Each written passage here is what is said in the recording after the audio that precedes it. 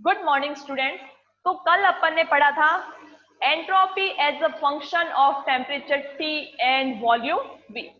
आज हम पढ़ेंगे entropy as a function of temperature T and pressure P के रूप में।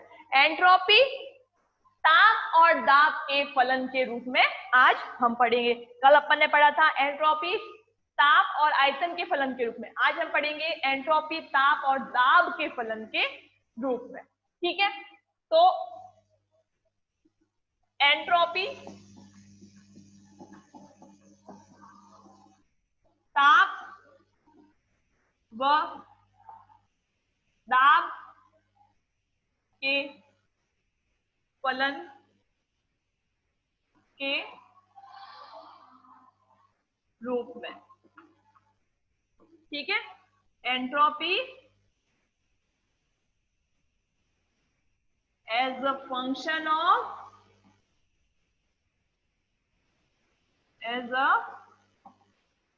Function of T and P, temperature and pressure. ठीक है, तो देखो इसका डेरिवेशन तो सेम है, जैसे एंट्रोपी ताप और आयतन के फलन के रूप में जो अपन ने डेरिवेशन किया था, सेम उसी टाइप का डेरिवेशन है। बस अपन को टर्म्स चेंज करनी है। वहां पे P था, वहां पे V था, यहाँ पे क्या करना है, P लेना है। ठीक है, और P के लिए जो टर्म्स यूज होगी अपन को यहाँ पे वो यूज करनी है। वहां पे अपन ने वॉल्यूम के लिए जो टर्म्स थी वो यूज की थी। अब यहाँ पे अपन को क्या करना है, जो T के लिए टर्म्स यूज होगी वो अपन को यूज करना है। ठीक है, बाकी जो पैटर्न है डेरिवेशन का वो सेम है। ठीक है, तो हम स्टार्ट करते हैं, क्या है, एंट्रोपी ताप और दाब के फलन के रूप में। तो एंट्रोपी एफ टी पी।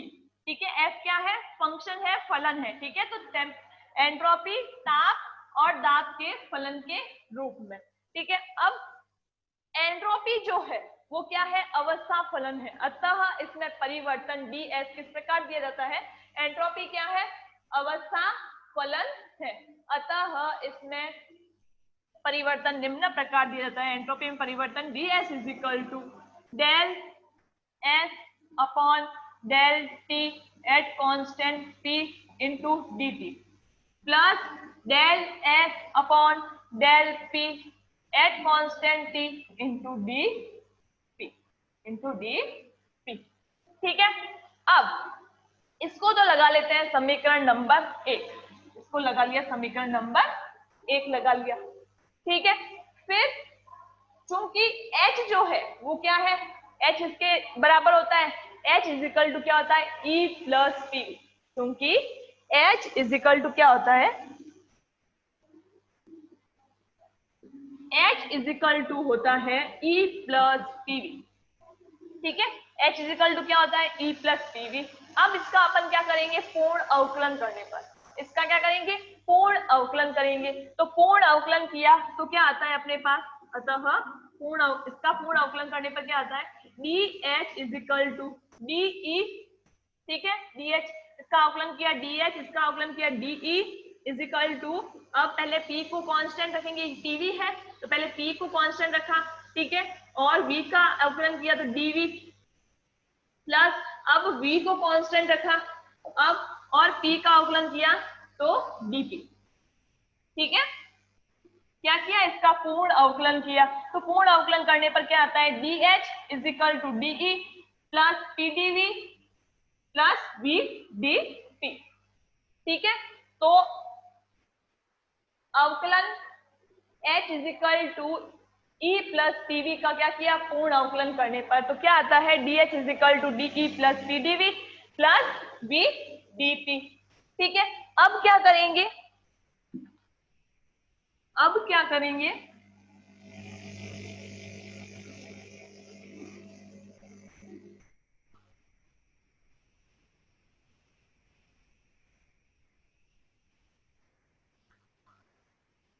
देखो DE प्लस PdV एक तरफ और DH माइनस VdP क्या कर देंगे, यानी कि VdP का क्या कर देंगे, इधर पक्षांतरण कर देंगे। VdP का क्या करेंगे, इधर पक्षांतरण कर देंगे। तो क्या आएगा, DE plus PdV is equal to D H minus क्या हो जाएगा वीडीपी। वीडीपी का क्या किया यहाँ पक्षांतरण कर लिया तो डी एच माइनस क्या आया वी डी पी। ठीक है, तो D E plus P D V is equal to क्या है D H minus V D P. ठीक है, अब इसको लगा लेते हैं समीकरण नंबर 2। इसको लगा लिया समीकरण नंबर 2। ठीक है, अब उत्क्रमणीय प्रक्रम हेतु, उत्क्रमणीय प्रक्रम हेतु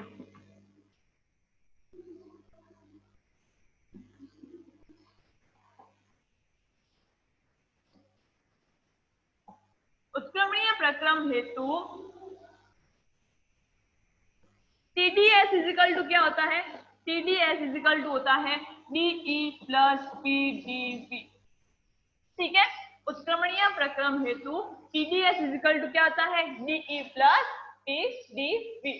ठीक है, अब डीई प्लस पीडीवी का मान क्या रखेंगे ये किसके बराबर है डीई प्लस पीडीवी किसके बराबर है टीडीएस के बराबर है तो यहाँ पे अपन क्या रख देंगे टीडीएस। ठीक है, टीडीएस इजिकल टू क्या होता है डीई प्लस पीडीवी होता है। अब डीई प्लस पीडीवी किसके बराबर है टीडीएस के बराबर है तो यहाँ पे अपन क्या रख देंगे टीडीएस। टीडीएस इजिकल टू क्या आया D H minus V D P. T D S is equal to क्या आया डीएच माइनस वीडीपी। ठीक है, अब इसको लगा लेते हैं समीकरण नंबर 3। इसको लगा लिया समीकरण नंबर 3। ठीक है, फिर अब क्या एंथैल्पी क्या है अब एंथैल्पी जो ये H है H क्या है एंथैल्पी है। एंथैल्पी क्या है ये भी ताप और दाब का फलन है। एंथैल्पी क्या है ये भी ताप और दाब का फलन है। एंथैल्पी क्या है ताप और दाब का फलन है। ठीक है, तो H इजिकल टू क्या आ जाएगा FTP। ठीक है, H इजिकल टू क्या हो जाएगा FTP। एंथैल्पी जो है वो भी ताप और दाब का फलन है, अतः H इजिकल टू क्या आया FTP। अब क्योंकि एंथैल्पी भी क्या है अवस्था फलन है, अतः इसमें परिवर्तन कैसे दर्शाते हैं एंथैल्पी क्या है अवस्था परिवर्तन है। अवस्था परिवर्तन क्या अवस्था फलन है।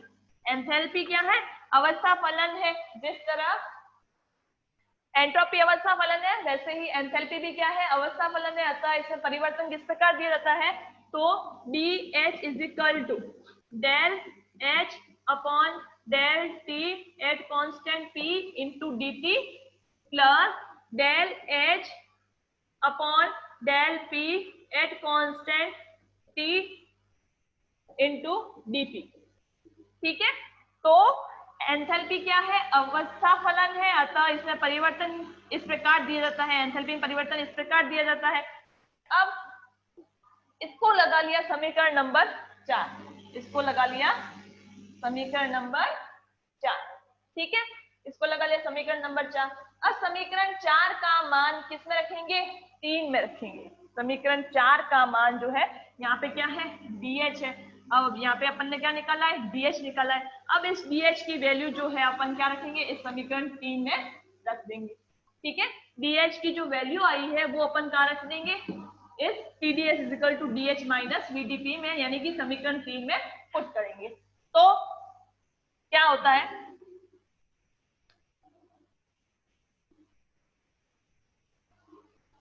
टीडीएस इजिकल टू क्या है डेल एच। डीएच का मान क्या है del H upon del T at constant P into D T plus del H upon del P at constant T into D T. ठीक है, तो अपन ने क्या किया इस टीडीएस ये समीकरण जो 3 है उसमें क्या किया अपन ने डीएच की वैल्यू क्या की अपन ने पुट कर ली। समीकरण 3 में डीएच की जो वैल्यू आई है वो अपन ने क्या कर लिया समीकरण 3 में रख दिया। ठीक है, तो ये वैल्यू आई।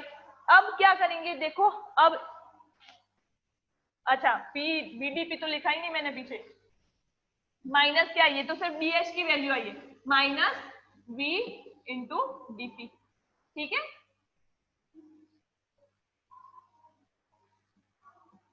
dp minus v dp। ठीक है, तो TdS इजिकल टू क्या है, del H upon del T at constant p into D T plus del H upon del P at constant t into D P. ये तो क्या थी, D H की वैल्यू थी, माइनस में क्या है v dp, माइनस में क्या है v dp। ठीक है, अब देखो, अब इन दोनों में क्या है, dp कॉमन आ रहा है। देखो इन दोनों में क्या, dp कॉमन आ रहा है, यहाँ पे भी dp है, यहाँ पे भी dp है। ठीक है, तो dp को अपन ने ले लिया कॉमन, dp को क्या किया अपन ने, कॉमन ले लिया। तो T D S is equal to del H upon del T at constant p into D T है। ठीक है, यहाँ पे अपन ने क्या किया, dp को कॉमन ले लिया, तो प्लस, जिसमें क्या है प्लस, तो del H upon del p at constant t minus v। ठीक है, और dp क्या है, कॉमन है। ठीक है, तो dp को कॉमन ले लिया, पीछे क्या बचा, del H upon del P at constant t minus v, फिर dp कॉमन है। तो TdS इजिकल टू क्या आया, TdS इजिकल टू आया del H upon del T at constant p into D T plus del H upon del P at constant t minus v into D T. ठीक है, अब हम क्या करेंगे कि ये जो t है, ये जो t है इसको लेके आ गए अपन यहाँ, इस t को हम यहाँ लेके आ गए, तो ये क्या आया, ds is equal to 1 upon T. ठीक है, ds is equal to 1 upon T del h upon del t at constant p into D T plus 1 upon t, 1 upon t, ये क्या है, del h upon del p at constant t minus v into D P. ठीक है, तो क्या किया अपन ने, t को यहां लेकर आ गए, तो ds इजिकल टू क्या आया, 1 upon T del H upon del T at constant p into D T plus 1 upon T del H upon del P at constant t minus v into D T. अब इसको लगा लिया समीकरण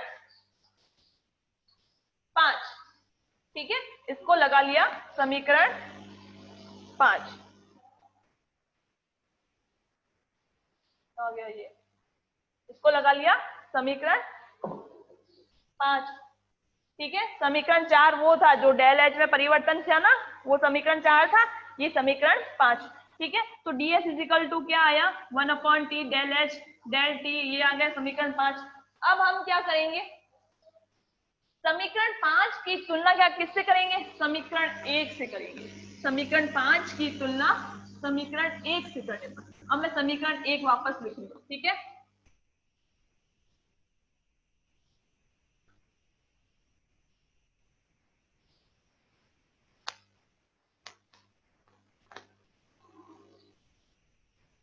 समीकरण 1 जो है वो मैं वापस लिख रही हूँ। क्या है समीकरण 1, ds is equal to del S upon del T at constant p into D T into क्या है D T plus del S upon del p at constant t into D T. ये तो था समीकरण 1, और ये क्या है समीकरण 5। ठीक है, तो देखो ये भी क्या है, ds के बराबर है, और ये भी क्या है, ds के बराबर है। अब अपन क्या करेंगे, समीकरण 5 और 1 की तुलना, समीकरण 5 व 1 की क्या करेंगे, तुलना करेंगे। ठीक है, समीकरण 5 और 1 की क्या करेंगे, तुलना करने पर तो क्या आता है, समीकरण 5 और 1 की तुलना करने पर, तो देखो ये भी, यहाँ पे भी dt है, यहाँ पे भी dt है, यहाँ पे भी dt है, यहाँ पे भी dt है, तो del s upon del t at constant p किसके बराबर होगा, 1 upon t del h upon del t at constant p के बराबर होगा। Del s upon del t at constant p is equal to किसके बराबर होगा, 1 upon p del h upon del t at constant p के बराबर होगा। या अब देखो del H upon del T at constant P किसके बराबर होता है? ये किसकी वैल्यू है? ये सीपी की वैल्यू है। सीपी इज इक्वल टू क्या होता है? Del H upon del T at constant P होती है। ठीक है, इस कांस्टेंट प्रेशर पे क्या है? ऊष्मा धारिता है, heat capacity at constant pressure. ठीक है, तो ये किसके बराबर हो गया? Del H upon del T at constant P, C P के बराबर हो गया। तो ये क्या आया? C P upon C. ठीक है, तो del H upon del T किसके बराबर है? इस वैल्यू के बराबर है, 1 upon del T del H upon del T at constant P. अब del H upon del T at constant P किसके बराबर है? सीपी के बराबर है, तो upon CP upon your T. ठीक है, अब इसको लगा लिया समीकरण नंबर 6। इसको लगा लिया किससे? समीकरण नंबर 6 लगा लिया। ठीक है, फिर दूसरी क्या है? Del S upon del P at constant T क्या है? Del S upon del P at constant T किसके बराबर होगा? इस वैल्यू के बराबर होगा, इस वैल्यू के बराबर होगा। तो क्या है? 1 अपॉन टी ब्रैकेट में del H upon del T at constant T minus V के बराबर होगा। ठीक है, तो ये किसके बराबर आई? Del H upon del P at constant T किसके बराबर है? 1 अपॉन टी ब्रैकेट में del H upon del P at constant T minus V. ठीक है, तो अब हम क्या करेंगे? अब हम क्या करेंगे? देखो, इस t को यहां लेके आएंगे और v को भी यहां लेके आएंगे। ठीक है, तो t को यहां लेके आएंगे तो क्या होगा? ये यहाँ पर आकर गुणा में आ जाएगा, इसके गुणा में आ जाएगा, और ये माइनस का भी है, यहाँ आकर क्या आ जाएगा? प्लस का भी हो जाएगा। ठीक है, तो यहाँ पे क्या बचा? अब इसका काम नहीं है, अपन ने 5 और 1 की तुलना कर ली है, तुलना करने से ये जो वैल्यू है अपन को पता चल गई। ठीक है, अब क्या करेंगे? b को इधर लेके आएंगे और t को भी इधर लेके आए, t को इधर लेके आए तो ये गुणा में आ गया, तो del h upon del p at constant t, del H upon del P at constant T is equal to क्या आया? टी को इधर लेके आए और वी को भी इधर लेके आए, तो ये टी इसके गुणा में आ गया, del H upon del P at constant T plus में क्या हो जाएगा? वी हो जाएगा, प्लस क्या हो जाएगा? ठीक है, इसको लगा लिया समीकरण नंबर 7। तो क्या लगा लिया? समीकरण नंबर 7। ठीक है, इसको लगा लिया समीकरण नंबर 7। अब हम क्या करेंगे? समीकरण 7 का स्थिर दाब पर ताप के सापेक्ष क्या करेंगे? अवकलन करेंगे। अब हम क्या करेंगे? हाँ, कल वाला पैटर्न सेम है, बस अपन को चेंज करना है, टी की टर्म्स अपन को चेंज करनी है, बाकी पैटर्न सेम है। हाँ, ठीक है, अब हम समीकरण 7 का क्या करेंगे? स्थिर दाब पर ताप के सापेक्ष क्या करेंगे? अवकलन करेंगे। तो स्थिर दाब पर ताप के सापेक्ष अवकलन करते हैं इसका।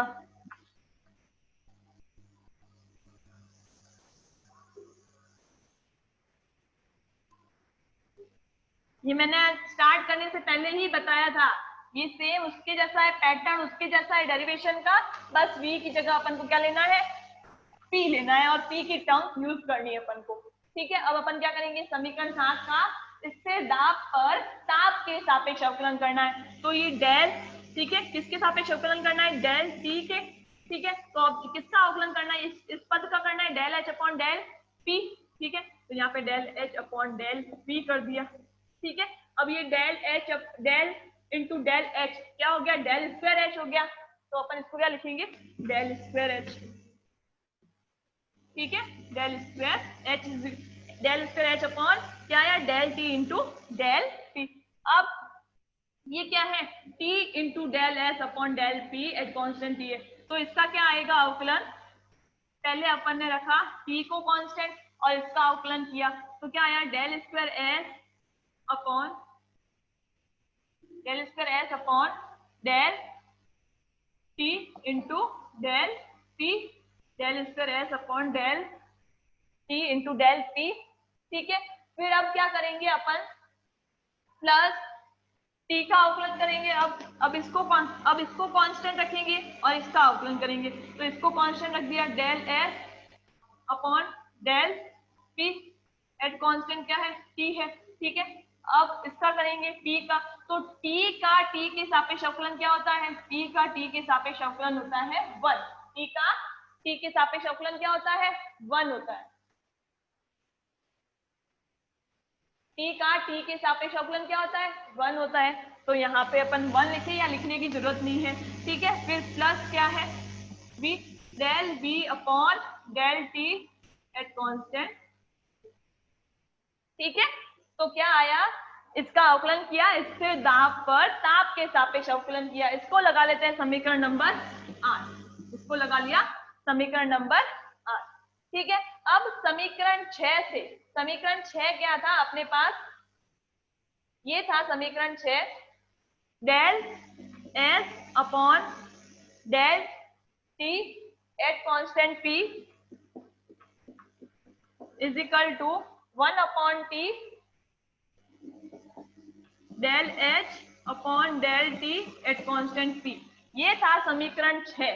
ठीक है, अब हम क्या करेंगे, इस टी को यहां लेके आ जाएंगे। ठीक है, तो टी को यहां लेके आ गए तो गुणा में आ गया, del S upon del T at constant P is equal to क्या बचा, del H upon del T at constant P. अब इसका क्या करेंगे, इस समीकरण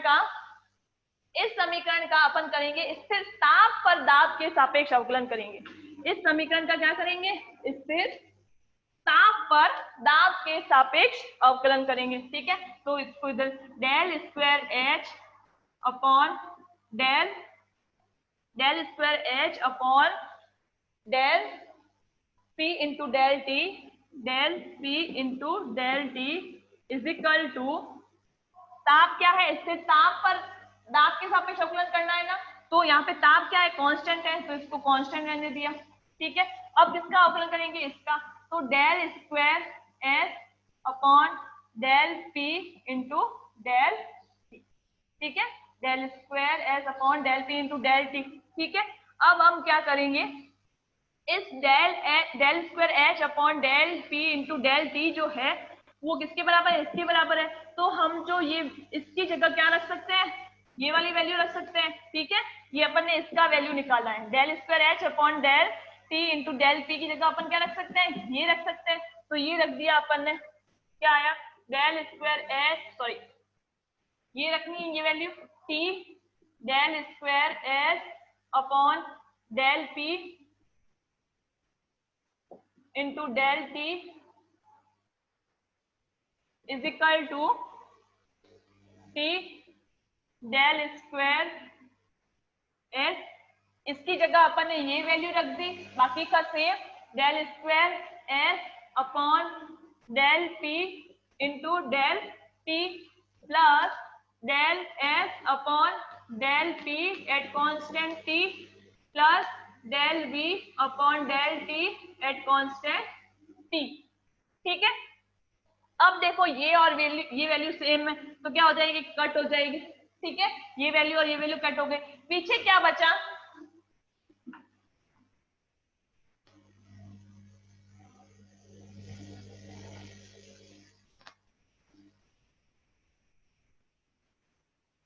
पीछे क्या बचा, del S upon del P, del S upon del P at constant T is equal to क्या आ जाएगा, माइनस डेल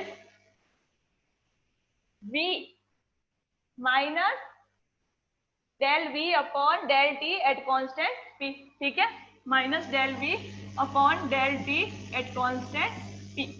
ठीक है, ये आ गई। अब इसको लगा लिया समीकरण, लास्ट क्या था, 8 था, इसको लगा लिया समीकरण 9। ठीक है, इसको लगा लिया समीकरण 9।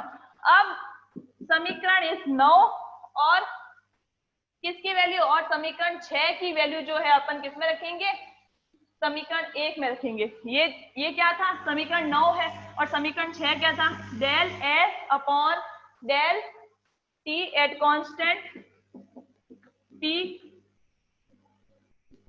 Is equal to 1 upon T del H upon del T at constant P is equal to, इसकी जगह अपन ने क्या लिया था, सीपी लिया था, तो ये क्या था, सीपी अपॉन टी आया था। तो del S upon del T at constant P की क्या वैल्यू आई, सीपी अपॉन टी। ठीक है, तो ये तो था समीकरण 6। अब समीकरण 9 और 6 की वैल्यू जो है अपन समीकरण 1 में रखेंगे, समीकरण 1 में रखेंगे। तो समीकरण 1 में वापस से लिखती हूँ, D S is equal to क्या था, del S upon del T at constant T into D T plus del S upon del T at constant T into D T. ठीक है, तो अपन del S upon del T at constant P की value क्या रखेंगे, CP upon T. तो D S is equal to क्या आया, सीपी अपॉन टी इंटू क्या है, dt है।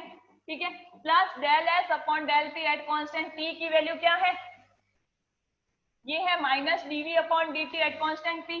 तो ये क्या आ जाएगा, माइनस में आ जाएगा। ठीक है, तो minus del v upon del t at constant p into क्या है, dt। ठीक है, इसको लगा लिया समीकरण नंबर 10। अब समीकरण 10 जो है वो क्या करता है, एंट्रोपी की ताप और दाब पर निर्भरता प्रदर्शित करता है। समीकरण 10 जो है वो एंट्रोपी की ताप और दाब पर निर्भरता प्रदर्शित करता है। अतः एंट्रोपी क्या है, ताप और दाब का फलन। एंट्रोपी क्या है, ताप और दाब का फलन है। ये समीकरण 1 था। ठीक है, तो 9 और 6 की वैल्यू जो है अपन ने किसमें रखी, समीकरण 1 में रखी। फिर ये आया, और ये क्या है, एंट्रोपी की ताप और दाब पर क्या करता है, निर्भरता प्रदर्शित करता है। तो एंट्रोपी ताप और दाब का फलन है। ठीक है, एंट्रोपी क्या है, ताप और दाब का फलन है। यह सभी अवस्थाओं और परिस्थितियों पर लागू होता है। यह क्या है, सभी अवस्थाओं और परिस्थितियों पर लागू होता है। ठीक है, फिर नेक्स्ट टॉपिक आता है अवस्था परिवर्तन की एंट्रोपी। वो हम नेक्स्ट क्लास में करेंगे। अवस्था परिवर्तन की एंट्रोपी वो हम नेक्स्ट क्लास में